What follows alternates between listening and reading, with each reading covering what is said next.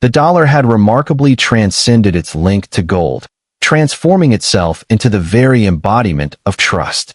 That was the pivotal moment America's financial empire transitioned from merely invisible to seemingly eternal. Once the gold link was decisively broken, Washington urgently required a new, unshakable foundation for the dollar's continued supremacy. It found this bedrock in oil. In 1974, the U.S. forged a discreet, yet monumentally significant, deal with Saudi Arabia. Saudi oil would henceforth be sold exclusively in dollars, and in return, the U.S. would guarantee the security of the kingdom. Soon after, virtually every other OPEC nation followed suit. From that decisive moment, global energy, the very lifeblood of modern civilization, became exclusively priced in U.S. currency. If you desired to drive a car, construct a factory, or power an entire city, you absolutely needed dollars.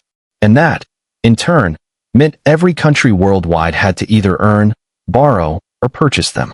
The dollar was no longer merely a currency. It had transformed into pure oxygen. Throughout the late 20th century, America meticulously perfected this intricate system. The Federal Reserve asserted its control over global liquidity, while Wall Street became the throbbing heart of international speculation. And every subsequent crisis, from the debt woes of Latin America in the 1980s to the financial turmoil of Asia in the 1990s, invariably reinforced one crucial truth. When the world descends into panic, it instinctively rushes towards the dollar, not away from it. It's a truly brilliant paradox. Even when America's own policy missteps inflict global economic pain, those very mistakes often serve to paradoxically strengthen its overarching control. A financial crash anywhere on the planet invariably sends capital fleeing into the perceived safety of U.S. Treasury bonds. This bestowed upon Washington an unprecedented weapon. No previous empire had ever possessed the capacity to utterly cut an adversary off from the entire world without the need to fire a single bullet. When a nation dares to defy U.S. policy, its banks can be swiftly locked out of the vital dollar system, its accounts frozen, and its entire economy effectively strangled overnight. Sanctions thus evolved into the new, potent form of siege warfare. In the 20th century, cannons conquered cities. In the 21st century, it is spreadsheets that accomplish this with chilling efficiency. Have you ever particularly noticed the pervasive fear among nations of being severed from SWIFT, the global financial messaging network? That deep-seated apprehension is merely the lingering shadow of this ongoing, invisible war. However, even empires built on the foundation of credit invariably possess their breaking point. By the late 1960s, America found itself grappling with enormous deficits, simultaneously funding the costly Vietnam War and President Johnson's ambitious Great Society domestic programs. Foreign nations, growing increasingly uneasy, began to redeem their accumulated dollars for gold. Then, on a fateful August night in 1971, President Richard Nixon appeared on national television and announced the truly unthinkable. The U.S. was unilaterally closing the gold window. The dollar would no longer be physically backed by anything tangible. It became pure fiat currency, its value determined solely by governmental decree. Every previous empire that had ever debased its currency had ultimately collapsed. Ancient Rome, with its silver denarius, revolutionary France with its assignats. Yet, America managed something profoundly different, primarily because the world simply had no viable alternative. Everyone still desperately needed dollars to trade oil, purchase goods, and service their existing debts. This pivotal agreement, christened the Bretton Woods Agreement, unequivocally crowned the dollar as the new king of global finance. The system functioned ingeniously. Every participating currency would be meticulously pegged to the U.S. dollar, and the dollar, in turn, would remain convertible to gold at a fixed rate of $35 per ounce. Crucially, since the U.S. then owned 2/3 of the planet's entire gold supply, its trustworthiness was beyond question. Yet, there was a hidden genius embedded within this sophisticated design. Other nations were compelled to hold vast quantities of dollars to facilitate international trade, to settle their ever-growing debts, and to finance their post-war reconstruction efforts. This inherently meant they had to purchase and securely store U.S. Treasury bonds, essentially, the IOUs of the American government. America now possessed the extraordinary ability to issue debt in its very own currency, confident that the rest of the world would quite happily finance it. Economists would later term this phenomenon the exorbitant privilege, the unparalleled capacity to print the very money that virtually everyone else on the planet was obligated to use. Empires of antiquity conquered through sheer military might. The United States, by contrast, conquered with the subtle power of a printing press.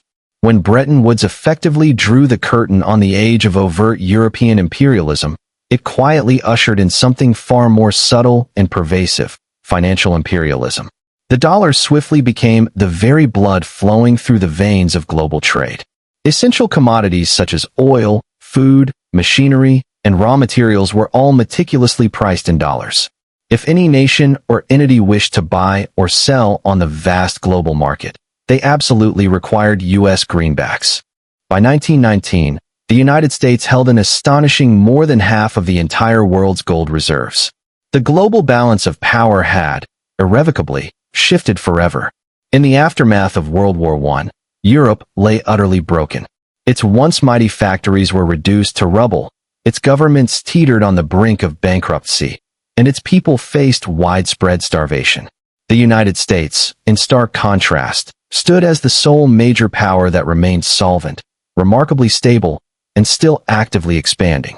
When nations desperately needed to rebuild their shattered societies and economies, they found themselves in dire need of credit that only one singular place could reliably provide: Wall Street. Throughout the 1920s, U.S. loans flowed abroad like a veritable river of salvation. Germany borrowed dollars to meet its crippling reparations payments. Britain secured dollars to meticulously rebuild its industrial base. France borrowed dollars to desperately stabilize its national currency. The dollar had unequivocally become the world's indispensable lifeline. But then, the devastating shadow of the Great Depression fell, ushering in with it a catastrophic global collapse of confidence. Gold hoards mysteriously vanished, currencies were devalued en masse, and international trade ground to a halt. Out of this profound chaos, a stark new realization emerged. The world desperately required a single, stable financial anchor, and Britain, in its diminished state, could no longer realistically provide it. When the Second World War erupted, that very realization hardened into an undeniable destiny. Have you ever wondered why 730 delegates, representing 44 diverse countries, convened in a modest hotel in the serene landscapes of New Hampshire in 1944, even as bombs continued to rain down across war-torn Europe? The reason was profound. They were meticulously drafting nothing less than the constitution of the modern financial world. Then, in 1914, the old world quite literally caught fire. The First World War commenced, ravenously consuming men and money at a rate hitherto unprecedented in human history. Gold rapidly drained from national vaults, and governments, under immense pressure, were compelled to suspend convertibility. Britain, France, Germany, all reluctantly abandoned the gold standard that had, for so long, underpinned the integrity and honesty of their respective currencies. It was in this pivotal moment that the world's financial center began its inexorable westward migration.